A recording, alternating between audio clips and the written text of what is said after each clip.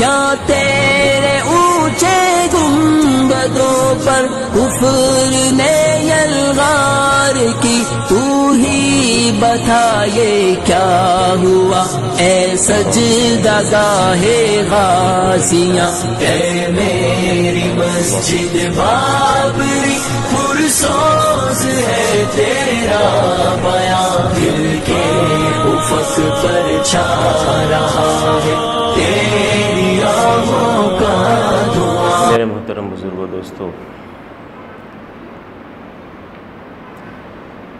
اللہ رب العزت کا احسان ہے کہ اللہ رب العزت نے ہم سب کو ایمان دیا۔ فرمایا کہ اللہ رب العزت کے خزانے کی سب سے قیمتی دولت ہے۔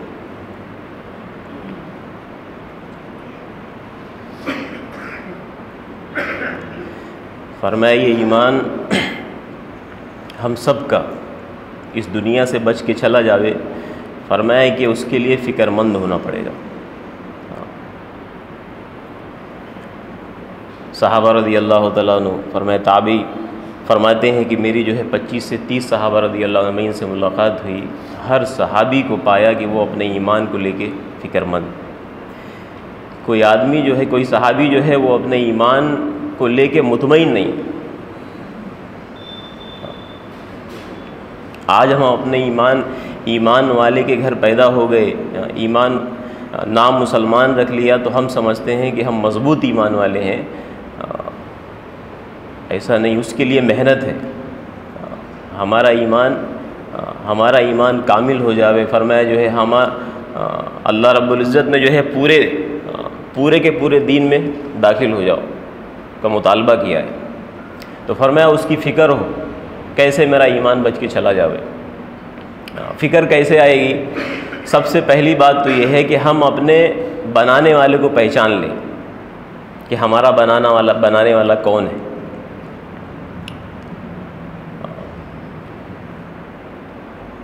اپنے رب کو پہچان لیں۔ حضرت عبداللہ ابن عباس رضی اللہ تعالیٰ عنہ فرمایا کرتے تھے اپنے بیان کے اندر، اے ابن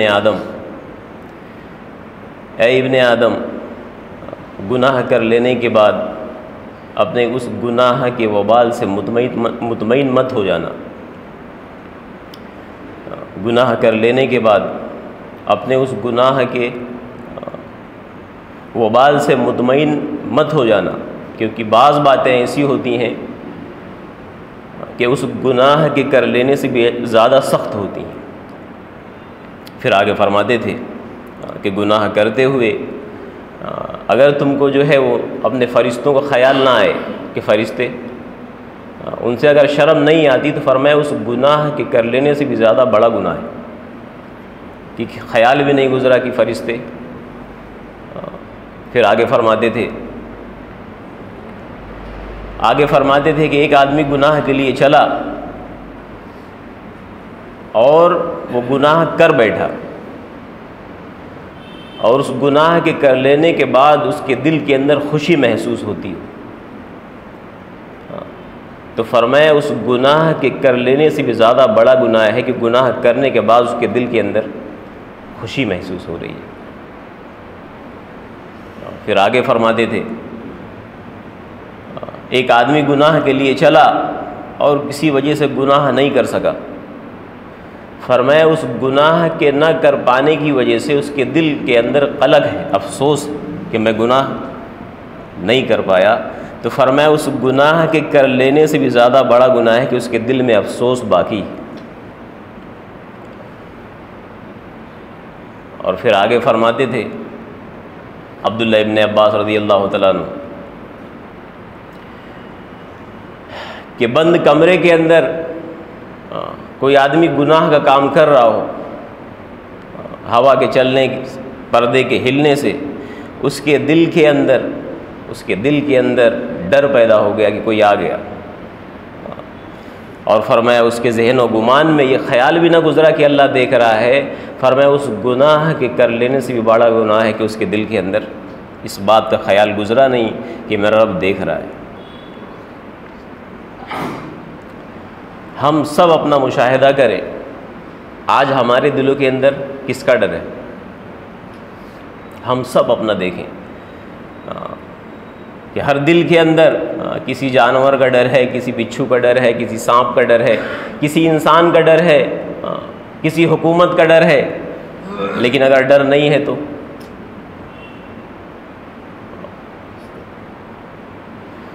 آدمی موبائل دیکھتا ہے تنہائی کے اندر، موبائل کے اندر تنہائی کے اندر وہ گناہ کا کام دیکھ رہا ہوتا ہے. فرمایا کسی کے آنے سے تو وہ ڈرتا ہے، لیکن فرمایا جس کے دل کے اندر اللہ کا ڈر نہیں ہوگا پوری دنیا اس کو ڈرائے گی، اس کو ڈرنا پڑے گا. عبداللہ ابن عمر رضی اللہ تعالیٰ عنہ جا رہے ہیں، فرمایا لوگ جمع ہے، کوئی آگے نہیں بڑھ رہا ہے. پوچھا کیا ہوا، کیا بات ہے؟ فرمایا شیر کھڑا ہوا راستہ روک کے، شیر کھڑا ہے. فرمایا ٹہلتے ہوئے گئے اور اس کو جو ہے ہلکا سا جو ہے وہ مار کے اشارہ کیا جنگل کی طرف. فرمایا دم ہلاتا ہوا وہاں سے چلا گیا وہ. پھر وہاں سے پلٹ کے عبداللہ ابن عمر رضی اللہ تعالیٰ عنہ نے فرمایا کہ اللہ کے نبی نے سچ فرمایا تھا. حدیث کا اللہ کے نبی نے سچ فرمایا تھا تیرے بارے میں کہ جس کے دل کے اندر اللہ کا ڈر ہوگا کوئی چیز اس کو ڈرا اس پہ حاوی نہیں ہو سکتی ہے. اور فرمایا جس کے دل کے اندر اللہ کا ڈر نہیں ہوگا تو ایسی چیزوں کو یعنی تجھ جیسی چیزوں کو اس کے اوپر مسلط کر دیں گے. جس کا آدمی اللہ کی غیر کا تاثر لے گا اس غیر کو اللہ پاک اس کے حوالے کر دیں گے. آج ہم سب دیکھیں ہمارے دل کے اندر کن کن چیزوں کا خوف ہے، کن کن چیزوں کا ڈر ہے. فرمایا جس کے دل کے اندر اللہ کا ڈر نہیں ہوگا وہ کسی کے ڈر کی وجہ سے گناہ چھوڑے گا نہیں. بعد میں جب اس کو خلوت، بعد میں پھر تنہائی کے میں جب ملے گی پھر سے وہ گناہ کی طرف جائے گا. اس کے لیے اصل کیا ہے کہ ہم اپنے بنانے والے کو جانیں، اپنے اللہ کو پہچانیں کہ ہمارا بنانے والا کیسا ہے. فرمایا ساتوں زمین بنایا، ساتوں آسمان بنایا، پوری نظام کائنات کو اللہ پاک چلانے والے ہیں، پوری نظام کائنات کو اللہ پاک چلانے والے ہیں. اس اللہ کو ہم نہیں پہچانتے، اس اللہ کو نہیں پہچانتے. حضرت علی رضی اللہ تعالیٰ عنہ فرمایا کرتے تھے میری عزت کے لیے یہ بات کافی ہے کہ میرا رب اللہ ہے. میری عزت کے لیے یہ بات کافی ہے کہ میرا رب، میرا بنانے والا میرا اللہ ہے. میرے فخر کے لیے بات یہ کافی ہے کہ میں اللہ کا بندہ ہوں. اتنی بڑی طاقت ہے ہم سب کے ساتھ، لیکن آج اتنی بڑی تعداد ہے مسلمانوں کی بے حیثیت، کوئی عزت نہیں، کوئی وقار نہیں. اس کی وجہ ہے عمر رضی اللہ تعالیٰ عنہ کا ملک شام کی طرف جب سفر کیے تو فرمایا جو ہے وہاں پہ لوگوں نے جو ہے اچھے گھوڑے، اچھی سواری، اچھے لباس کا مشورہ دیا.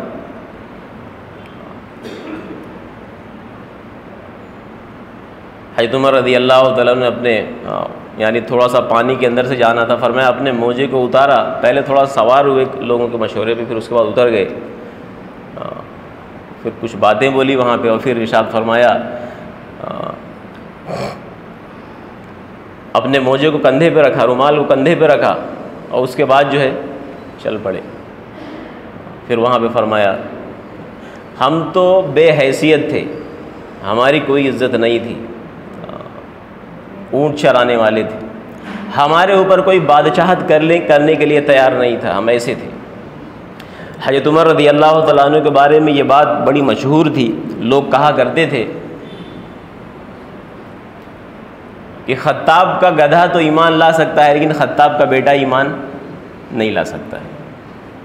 یہ بات مشہور تھی. 41ویں یا 39ویں نمبر پہ ایمان لے کے آئے عمر رضی اللہ تعالیٰ عنہ، لیکن محنت کے ذریعے سے. فرمایا جو مقام اور مرتبہ اللہ کے نبی کا ہے، فرمایا امام الانبیاء کہ سارے نبی کے امام بنے آپ صلی اللہ علیہ وسلم، سارے نبی مقتدی، آپ صلی اللہ علیہ وسلم مقتدا. فرمایا جو مقام انبیاء علیہ الصلاۃ والسلام میں اللہ کے نبی کا ہے وہ کسی نبی کا نہیں ہے. اسی طریقے سے جو مقام اس امت نبی کے بعد امت میں فرمایا ابو بکر صدیق رضی اللہ تعالیٰ عنہ کا، وہ کسی کا نہیں ہے۔ امت میں مرتبے کے لحاظ سے ابو بکر صدیق رضی اللہ عنہ پہلے آدمی، اس کے بعد نمبر عمر رضی اللہ تعالیٰ عنہ کا آتا ہے کہ اگر میرے بعد کوئی نبی ہوتا تو عمر ہوتے۔ فرمایا جس گلی سے گزرتے تھے فرمایا شیطان وہ گلی چھوڑ دیتا تھا۔ فرمایا اس امت کے ملہم کہلائے عمر رضی اللہ تعالیٰ عنہ۔ ایسی باتیں دل کے اندر الہام ہوا کرتی تھیں جو ابھی زمین پہ نہیں آئی ہیں۔ اے اللہ کے نبی شراب کو حرام کروا دیں، اس کی نحوست کو دیکھتے ہوئے، اس کے نقصانات کو دیکھتے ہوئے، حالانکہ ابھی شراب حرام نہیں ہے اللہ پاک کی طرف سے، لیکن اس کے نقصانات کو دیکھتے ہوئے حضرت عمر رضی اللہ عنہ اللہ کے نبی کے پاس عرض کرے اللہ کے نبی شراب کو حرام کروا دیں۔ اللہ کے نبی جب شراب حرام نہیں تو میں کیسے کروں؟ کہ فرمایا آج ہمارا کیا حال ہے، ہم علماء کے پاس جاتے ہیں، جو چیزیں حرام ہے اس کو حرام کروانے میں لگے ہوئے ہیں، کسی طریقے سے کچھ مسئلہ کچھ نکل آوے تاکہ یہ میرے لیے جائز ہو جاوے۔ وہاں جب ایمان بنا تو فرمایا جو حلال ہے اس کو حرام کرنے میں، اے اللہ کے نبی پردہ نازل کروا دیں، یہ پردہ جو ہے ہمارے لیے ضروری۔ فرمایا بعد میں پردہ بھی نازل ہوا، بعد میں شراب کی حرمت بھی آئی۔ حضرت عمر رضی اللہ تعالیٰ عنہ اللہ کے نبی ارشاد فرمایا اگر میرے بعد کوئی نبی ہوتا تو عمر ہوتے رضی اللہ تعالیٰ عنہ۔ ایسا مقام مرتبہ۔ تو فرمایا جو ہے لوگوں نے جو مشورہ دیا تو فرمایا اللہ نے جو ہم کو عزت دی ہے اس دین کی وجہ سے دی ہے، ہم تو بے حیثیت تھے، اللہ نے اس جو عزت دی ہے اس دین کی وجہ سے دی ہے۔ جو اس دین کے علاوہ کہیں اور پہ عزت تلاش کرے گا اللہ پاک اس کو پھر سے ذلیل کریں گے۔ ہم سب ہم عزت کہاں پہ تلاش کر رہے ہیں؟ ہم لوگ عزت فرمایا ویسٹرن کلچر کو پسند کرنے لگے، جہاں پہ سورج بھی جا کے ڈوب جاتا ہے۔ مغربی تہذیب کو ہم کیا کرتے ہیں؟ پسند کرتے ہیں۔ جو اپنے والدین کو اولڈ ہاؤس میں رکھتے ہیں، کتوں سے محبت کرتے ہیں، جانوروں سے کیا کرتے ہیں؟ محبت کرتے ہیں، اور اپنے والدین کو کیا کرتے ہیں؟ اولڈ ہاؤس کے اندر۔ ایسی زندگی کو ہم پسند کرنے لگے ہیں، اس کے لیے اللہ پاک نے کیا کیا؟ بے حیثیت کر دیا۔ فرمایا اتنی بڑی تعداد ہے مسلمانوں کی لیکن بے حیثیت، کوئی عزت نہیں ہے، فٹ بال کے طریقے سے کھیلا جا رہا ہے۔ اللہ کے نبی نے یہ بھی فرمایا تھا، حدیث کا مفہوم ہے کہ ایک وقت آئے گا کہ لوگ دشمن جو ہے وہ دسترخوان پہ یعنی ایسے جمع ہو جیسے بھوکھوں کو دسترخوان پہ دعوت دی جاتی ہے۔ صحابہ رضی اللہ تعالیٰ عنہ کے نزدیک یہ بات بڑی گرا گزری کہ ایسا کیسے ہو سکتا ہے، مسلمان ایسے کیسے ہو جائیں گے؟ اس کا مطلب یہ ہے کہ تعداد بہت کم ہوگی، اس کا مطلب یہ ہے کہ تعداد بڑی کم ہوگی۔ فرمایا نہیں، تعداد تو بہت ہوگی سمندر کہ فرمایا لیکن بے حیثیت ہوں گی، کوئی حیثیت نہیں ہوگی۔ فرمایا ایسا کیوں ہوگا اللہ کے نبی؟ عرض کیا اللہ کے نبی ایسا کیوں ہوگا؟ جب تعداد بھی اتنی ہوگی تو پھر ایسا کیوں ہو جائے گا؟ فرمایا ان کے اندر وہن بیٹھ جائے گا، وہن بیٹھ جائے گا۔ اللہ کے نبی وہن کیا چیز ہے؟ فرمایا کہ دنیا کی محبت آ جائے گی اور موت کا خوف آ جائے گا۔ دنیا کی محبت، آج ہمارا جو ہے ہماری ساری صلاحیت وہ دنیا پہ لگ رہی ہے، جاگتے ہوئے بھی دنیا، خواب میں بھی دنیا، اور ساری محنت۔ فرمایا چند سالہ زندگی کے لیے آدمی کیا کرتا ہے؟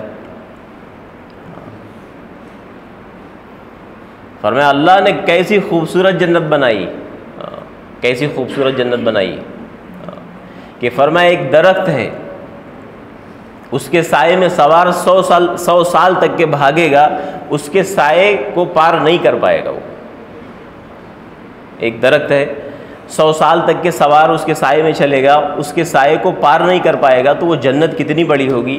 ہم چاہتے ہیں وہ جنت ہم کو ایسے ہی مل جائے، ہم چاہتے ہیں۔ اور جو دنیا اللہ پاک نے جس دنیا کو فنا کرنے کا فیصلہ کر دیا ہے اور مختصر سی زندگی ہے 60 سالہ 70 سالہ، اس دنیا پہ ہماری ساری صلاحیتیں لگ رہی ہیں کہ دنیا کے لیے تو محنت ہے اور ہم چاہتے ہیں آخرت کے لیے کوئی محنت. تو فرمایا یہ تو عبداللہ ابن مسعود رضی اللہ تعالیٰ عنہ فرمایا کرتے تھے 2 محنتیں ہیں، ایک دنیا کی ہے ایک آخرت کی ہے. دنیا کی زندگی تھوڑی سی ہے اور آخرت کی زندگی کیسی ہے؟ لا محدود ہے، کبھی ختم نہیں ہے. تو آدمی کو چاہیے کہ تھوڑا سا دنیا کا نقصان کر کے کیا کرے، وہ آخرت کی زندگی کو بنا لے. اللہ کے نزدیک دنیا کی فرمایا مچھر کے پر کے بھی برابر اس کی حیثیت دنیا کی نہیں ہے. فرمایا اگر جو ہے مچھر کے پر کے برابر اس دنیا کی حیثیت ہوتی ہے، اللہ پاک جو اللہ کو ماننے والے نہیں ہیں، جتنے اغیار ہیں، ان کو اللہ پاک ایک قطرہ پانی کا بھی نہیں دیتا. لیکن اللہ پاک سب کو کھلا رہے ہیں، جلا رہے ہیں، پلا رہے ہیں، سب کو دے رہے ہیں. کیوں؟ اس کی حیثیت نہیں. اللہ کے نبی کا گزر ہوا تو وہاں پہ ایک مری ہوئی بکری، مردار جانور پڑا ہوا. اللہ کے نے پوچھا اس کے مالک کے نزدیک اس کی کیا قیمت ہے؟ صحابہ رضی اللہ عنہ کہ اللہ کے نبی اس کی کیا قیمت ہے؟ سڑی گلی چیز ہے، یہاں پڑی ہوئی بدبودار. فرمایا اللہ کے نزدیک اس دنیا کی اتنی بھی حیثیت نہیں ہے. آج اسی مردار کے پیچھے ہم بھاگ رہے ہیں. حالانکہ مردار کے پیچھے کون بھاگتا ہے؟ ہم سب دنیا کے لیے نہیں آئے ہیں. اللہ نے ایک زندگی دی ہے، ایک موقع دیا ہے. اللہ پاک اس زندگی کے بارے میں پوچھنے والے ہیں. ہماری موت آئے گی، لوگ نہلائیں گے، دھلائیں گے، کپڑا پہنائیں گے، خوشبو لگائیں گے، قبر کے اندر لے جا کے تنہا رکھ دیں گے. اللہ پاک نے عبرت کی چیز بنایا ہے. عبرت فرمایا جس بیٹے کے لیے آدمی اپنی یعنی جس بیوی اور جن بچوں کے لیے اپنی جوانی کو اور اپنی عمر کو کھپاتا ہے، فرمایا انہی بچوں کو بلا کے کیا کہا جاتا ہے؟ چلو مٹی دو آپ. سب سے پہلے کون دے گا مٹی؟ باپ کی. اس کے سب سے قریبی آدمی کو بلا کے فرمایا وہ اس سے کہا جاتا ہے کہ آپ مٹی دو. فرمایا وہ ایسے مٹی ڈال کے 3 بار پھر یوں ہاتھ جھڑکتا ہے کہ آپ جانو آپ کا میں چلا. اللہ پاک نے عبرت کی چیز بنایا ہے. اللہ نے ایک زندگی دی ہے، ایک موقع دیا ہے، دوبارہ نہیں ملے گا. حضرت ابوبکر صدیق رضی اللہ تعالیٰ عنہ اپنے بیان کے اندر فرما رہے اللہ پاک جو ہے کل جو ہے قیامت کے دن بندے کو بلائیں گے، اس سے پوچھیں گے ہم نے جو تم کو جو ہے مال دیا تھا، ہم نے جو تم کو نعمت دی تھی، اس کا استعمال بتاؤ کیا کیا تم نے. فرمایا وہ آدمی آخرت کے لیے کچھ نہیں بھیجا ہوگا، آخرت کے لیے اس نے کچھ بھی نہیں بھیجا ہوگا. تو فرمایا اللہ پاک اس کو عار دلوائیں گے، اس کو شرم دلوائیں گے. ان نعمتوں کو گنوا کے اللہ پاک پوچھیں گے تو اس نے آخرت کے لیے کچھ بھیجا نہیں ہوگا. تو فرمایا وہ یعنی روئے گا، اتنا روئے گا. فرمایا اس کے آنسو ختم ہو جائیں گے. اس کو عار دلائی جائے گی. فرمایا اس کو عار دلائی جائے گی کہ ان نعمتوں کے بارے میں کیا کیا. فرمایا وہ خون کے آنسو روئے گا. پھر سے عار دلائی جائے گی، اور اتنا پریشان ہوگا کہ اپنے ہاتھوں کو چبانا شروع کرے گا، یہاں تک کہ چبا ڈالے گا، اس کو احساس بھی نہیں ہوگا، حالانکہ اس نے خود چبایا ہوگا اپنے ہاتھوں سے. فرمایا اس کی آنکھیں نکل کے اس کے رخسار پہ آ جائیں گی. فرمایا اس کی چوڑائی 3 میل ہوگی اور لمبائی بھی 3 میل ہوگی اس کی آنکھ کی. اللہ پاک سے بھیک مانگے گا کہ اللہ پاک پھر سے اس کو شرم دلوائیں گے، عار دلوائیں گے. اللہ پاک سے کہے گا اللہ پاک اب تک مجھے تو کیا کر جہنم کے اندر ڈال دے. اللہ پاک مجھے جہنم کے اندر ڈال دے. ابھی وہ سب موقع ہم سب کے پاس ہے. اللہ نے ایک زندگی دی.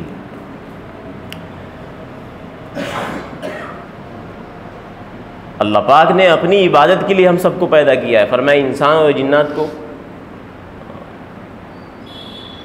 ایسا نہ ہو کہ ہم سب بھی جو ہے اللہ کے سامنے زندگی کی بھیک مانگیں کہ اللہ پاک مجھے پھر سے ایک موقع دے دے، تجھے ایسا خوش کروں گا، دنیا میں جاؤں گا، ایسی عبادت کروں گا، تجھے خوش کر دوں گا. فرمایا وہ موقع ختم. اس کے لیے ہم اپنے مقصد کو پہچانیں کہ اللہ پاک نے اس دنیا کے اندر ہم کو کیوں بھیجا ہے. فرمایا کہ جو ہے اللہ پاک نے انسان کو سب سے اشرف بنایا ہے، اتنا بڑا بنایا کہ فرمایا بابا آدم علیہ السلام کو پیدا کرنے کے بعد سارے فرشتوں کو حکم دیا کہ سجدہ کرو. حالانکہ کیسے فرشتے اپنے پروں کو پھیلائیں تو ساری زمین، ساری دنیا ڈھک جائے. فرمایا پیر جو ہے تحت الثری زمین کے 7ویں حصے پہ، سر جو ہے 7واں آسمان سے اوپر. سارے فرشتوں کو حکم دیا کہ جو ہے ایسا بڑا اللہ نے بنایا. لیکن فرمایا کہ جو اسباب کی رکاوٹ ہے دین کے چلنے میں، فرمایا وہ ہم اپنے آپ سے سوال کریں کہ اللہ پاک جو ہے اتنی مخلوقات ہے، کسی مخلوق کو کسی اسباب کے ساتھ نہیں جوڑا ہے. کسی مخلوق کو اسباب کے ساتھ کبھی ہم نے نہیں دیکھا کہ جو ہے وہ ہاتھی کوئی دکان کھول کے بیٹھا ہو جنگل کے اندر، شیر جو ہے وہ گوشت بیچ رہا ہو بیٹھ کے، کاروبار کھول کے بیٹھا ہو جنگل کے اندر، کچھ نہیں. اور فرمایا کہ تازہ گوشت کھاتا ہے اور ہم سے بہت سارا، یعنی کافی زیادہ کھاتا ہے. ہاتھی جو ہے وہ کھاتے ہیں. کتنے جانور ہیں سمندر میں، مچھلیاں، فرمایا بلو ویل ہے مچھلی، فرمایا اس کے بچے کنٹلوں دودھ پیتے ہیں. اللہ پاک سارے جانوروں کو کھلا رہے ہیں بنا کسی اسباب کے، بنا کسی اسباب کے ساتھ اللہ پاک کھلا رہے ہیں. کیوں؟ کہ فرمایا ان کا امتحان نہیں ہے، ان کا امتحان نہیں ہے. انسان کو سب سے اشرف بنا کے اور تھوڑا سا کھاتا ہے، اس کو اسباب کے ساتھ اللہ نے کیوں جوڑا؟ اس کا سوال کریں گے تو پھر جواب بھی مل جائے گا خود بخود. انسان کو سب سے اشرف بنایا اور اللہ نے پھر کیا کیا؟ اسباب کے ساتھ جوڑ دیا. کیوں؟ کہ اس کا امتحان ہے، اس کا امتحان. ہم سب جو ہے دنیا کے اندر، فرمایا کبھی اللہ پاک بیماری لے آتے ہیں، کبھی صحت لے آتے ہیں، کبھی حالات، کبھی غربت لے آتے ہیں، کبھی مال دیتے ہیں، کبھی مال چھین لیتے ہیں. فرمایا ہر حال امتحان کے لیے، ہر حال امتحان کے لیے. اب ہم دیکھیں کہ ہم کہاں پہ. فرمایا اسباب جو ہے وہ اطمینان کی چیز نہیں ہے، اسباب تو امتحان کی چیز ہے. اس کے لیے فرمایا کہ اللہ رب العزت کی وحدانیت، کبریائی کو اتنا بولے کہ اللہ پاک اپنی حقیقت کے ساتھ دل کے اندر آ جاؤ. اللہ کی نبی آج امت کا حال کیا؟ اللہ کے نبی کیا ارشاد فرمایا؟ میرا جی چاہتا ہے میں اپنے بھائیوں سے ملاقات کروں، میرا جی چاہتا ہے میں اپنے بھائیوں سے ملاقات کروں. صحابہ رضی اللہ عنہ کہ اللہ کے نبی ہم ہیں آپ کے بھائی، ہم ہی تو ہیں آپ کے بھائی. فرمایا تم تو میرے صحابی، میں تو ان کی بات کر رہا ہوں جو مجھے بنا دیکھے ایمان لے کے آئے. کون کس کی؟ ہماری بات کرے اللہ کے نبی. اور ہمارا حال کیا ہے کہ اللہ کے نبی کی سنت کو اپنانے میں یہ امت شرما رہی ہے، اللہ کے نبی کی زندگی کو اختیار کرنے میں یہ امت شرما رہی ہے. خوف کے اندر ہے کہ اللہ کے نبی کی زندگی کو اختیار کریں گے تو خطرے میں آ جائیں گے. صحابی آئے اللہ کے نبی قیامت کب آئے گی؟ قیامت کب آئے گی؟ فرمایا تم نے کیا تیاری کر رکھی قیامت کے لیے؟ عرض کیا اللہ کے نبی کوئی زیادہ نفلی روزے اور زیادہ نفلی صدقات نہیں ہیں، لیکن یہ ہے کہ اللہ اور اللہ کے نبی سے محبت ہے. فرمایا جس دنیا کے اندر جو جس سے محبت رکھے گا، کل قیامت کے دن میں، کل جو ہے حشر میں جو ہے اسی کے ساتھ اس کا حشر ہوگا. آخرت میں اسی کے ساتھ اس کا حشر ہوگا. ہماری محبت کس سے ہے؟ فرمایا محبت دکھنی چاہیے، محبت کے لیے بتانا نہ پڑے، دور سے معلوم پڑے کہ یہ محمد عربی صلی اللہ علیہ وسلم کا غلام آ رہا ہے. دور سے معلوم پڑنا چاہیے، دور سے معلوم پڑنا چاہیے. فرمایا کہ ایک سنت کے چھوٹنے کی وجہ سے صحابہ رضی اللہ تعالیٰ عنہ مشورہ کر رہی ہے قلعہ فتح کیوں نہیں ہو رہا ہے. فرمایا ایک سنت چھوٹ رہی، بہت تلاش کیا تو معلوم پڑا ایک مسواک کی سنت. فرمایا ایک سنت کے چھوٹنے پہ اللہ کی مدد رکی ہوئی ہے. آج ہمارے عمومی طور پہ فرائض سے دور ہیں، پھر ہم اللہ کی مدد کا انتظار کر رہے ہیں. ایسا کیسے ہو سکتا ہے؟ ایسا کیسے ہو سکتا ہے؟ امت کا کتنا بڑا طبقہ ہے جو نماز سے دور ہے. فرمایا نماز یہ تو حائل ہے، ایمان والے اور غیر ایمان والے کے بیچ میں حائل ہے. نماز کو نکالو تو دونوں مل جائیں گے. جیسے بنا سر کے آدمی نہیں ہو سکتا ہے، اسی بنا نماز کے دین نہیں ہے. فرمایا آج دھوکہ لگا ہوا ہے مسلمان کو، آج ایمان والے کو دھوکہ لگا ہوا کہ میں ایمان والا ہوں. فرمایا جو آدمی نماز چھوڑ کے زندگی گزار رہا ہے، فرمایا ایمان والا ہونے کا دھوکہ لگا ہے اس کو. وہ آدمی جھوٹا بھی ہے اور بے ایمان بھی ہے. اس کو دھوکہ لگا ہے کہ میں ایمان والا ہوں. ایمان والا نماز چھوڑ دے، ایسا نہیں ہو سکتا ہے. حضرت عمر رضی اللہ تعالیٰ عنہ کے جو ہے ابو لولو فیروز نے جب خنجر مارا، زخمی کیا، تو فرمایا سارے ڈاکٹر طبیب جمع ہے، بے ہوشی کی حالت ہے، دودھ اور دوا پلائی جا رہی، نئی آنت کے ذریعے سے باہر. یہ سب سمجھ گئے کہ اب آخری وقت ہے. حضرت عمر رضی اللہ تعالیٰ عنہ کو لوگ ہوش میں لانے کی کوشش کر رہے ہیں، ہوش میں نہیں آ رہے ہیں. ایک صحابی آئے کہ ابھی رکو میں ہوش میں لے کے آتا ہوں. فرمایا کان کے پاس دھیرے سے جا کے کہا اللہ کے نبی، اللہ امیر المومنین نماز کا وقت ہو گیا ہے. کیا کہا؟ نماز کا وقت ہو گیا ہے. فرمایا حضرت عمر رضی اللہ تعالیٰ اٹھ کے بیٹھ گئے اور ارشاد فرمایا ہاں جس نے نماز کو قائم کیا اس نے دین کو قائم کیا، جس نے نماز کو چھوڑا اس کا دین کے اندر کوئی حصہ نہیں ہے، اس کا دین کے اندر کوئی حصہ نہیں. کوئی کہہ دے کہ اس دکان کے اندر آپ کا حصہ نہیں ہے تو کیا مطلب ہوا؟ اب وہ کوئی اور دکان تلاش کرے. جس کا اسلام کے اندر حصہ نہیں ہے تو پھر اسلام کے علاوہ پھر کفر کے علاوہ کیا بچا اس کے پاس؟ آج امت کا کتنا بڑا طبقہ ہے جو نماز سے دور ہے. ہم اس کی کیا فکر کر رہے ہیں؟ ایک آدمی ہماری آنکھوں کے سامنے آگ کے اندر ڈوب رہا، پانی کے اندر ڈوب رہا ہو، آدمی ہر کام کو چھوڑ کے اس کو بچانے کی کوشش کرے گا، ہر کام کو چھوڑ کے اس کو بچائے گا. بلکہ آدمی نہیں، کوئی جانور ڈوب رہا اس کو بھی بچائے گا، کوئی جانور آگ کے اندر جل رہا اس کو بچانے کی کوشش کرے گا. آج یہ امت کا کتنا بڑا طبقہ ہے جو نماز سے دور ہے. ہم اپنی نماز کے ساتھ اطمینان سے بیٹھے ہوئے ہیں اپنے گھروں کے اندر. اللہ پاک پوچھیں گے. ایک آدمی جو ہے وہ جہنم کے راستے پہ نماز چھوڑ کے پڑا ہوا ہے، ہم اطمینان سے اپنی نماز کے ساتھ مطمئن ہیں کہ ہم حاجی ہیں، ہم نمازی ہیں. اللہ پاک پوچھیں گے، اس امت کے ہر فرد کے بارے میں پوچھیں. کیوں؟ کہ ہمارا ایمان ہے اللہ کے نبی کے بعد کوئی نبی نہیں آئیں گے، تو وہ ذمہ داری ہم سب کے کندھے کے اوپر ہے. فرمایا اللہ کا بھیجا ہوا اپنے آپ کو، اللہ کا بھیجا ہوا خلیفہ اس امت کا ہر فرد شمار کرے کہ اللہ نے ہم سب کو بھیجا ہے. اپنی ذات کے اعتبار سے دیندار بننا، اور فرمایا پورے عالم کے اندر ایک نمازی، فرمایا پوری دنیا کے اندر کوئی نمازی نہ ہو، صرف ایک نمازی ہو. اس ایک نمازی کا کام ہے پوری دنیا کی فکر کرے، اس کی محنت. ماشاءاللہ سے اسی سلسلے میں ماشاءاللہ سے 24-25 دسمبر کو اجتماع بھی ہونے والا ہے. 25-26 تاریخ کو انشاءاللہ اجتماع بھی ہونے والا ہے. کیسے جو ہے ہماری زندگی کے اندر دین آ جاوے، ہمارے گھروں کے اندر دین آ جاوے، ہماری نسلیں جو ہے دیندار بن جاوے، کیسے ہم جہنم کے راستے سے کٹ کے جہنم کے راستے پہ یعنی چلنے والے بن جاویں، اس کی ایک فکر اور ایک کڑھن کے ساتھ اسی لیے ماشاءاللہ سے اجتماع ہو رہا ہے. اللہ کی رحمت متوجہ ہے.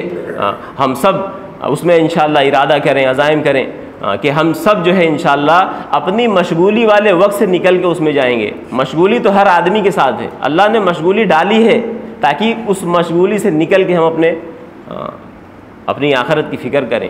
اللہ نے ایک زندگی دی ہے، ایک موقع دیا ہے دوبارہ. جو مر گیا وہ واپس نہیں آئے گا، اور موت کا وقت معلوم نہیں کب آئے گا. لوگ کہتے ہیں، اکثر دیکھتے ہیں ہماری آنکھوں کے سامنے ہوتا رہتا ہے، بھائی ابھی کل ملاقات ہوئی تھی، کیا ہو گیا؟ روڈ پہ گیا، ایکسیڈنٹ ہو گیا. ابھی کل ملاقات ہوئی تھی، کل ساتھ میں اٹھے بیٹھے، کیا ہو گیا؟ اٹیک پڑ گیا. چلا گیا، ختم ہو گئی بات. اعمال جائیں گے. اس کے لیے وہ فکر ہے کہ ہم سب کی زندگی میں دین آوے، ہمارے بچے دیندار بنے، ہماری عورتیں دیندار بنے. اس کے لیے ماشاءاللہ سے ہم سب ارادہ کریں انشاءاللہ کہ وہاں سے نکل کے اپنی زندگی کے رخ کو صحیح کریں گے انشاءاللہ. کیا تیرے اونچے گنبدوں پر کفر نے یلغار کی، تو ہی بتا یہ کیا ہوا اے سجدہ گاہ غازیاں. اے میری مسجد بابری پرسوز ہے تیرا بیان، دل کے افق پر چھا رہا ہے.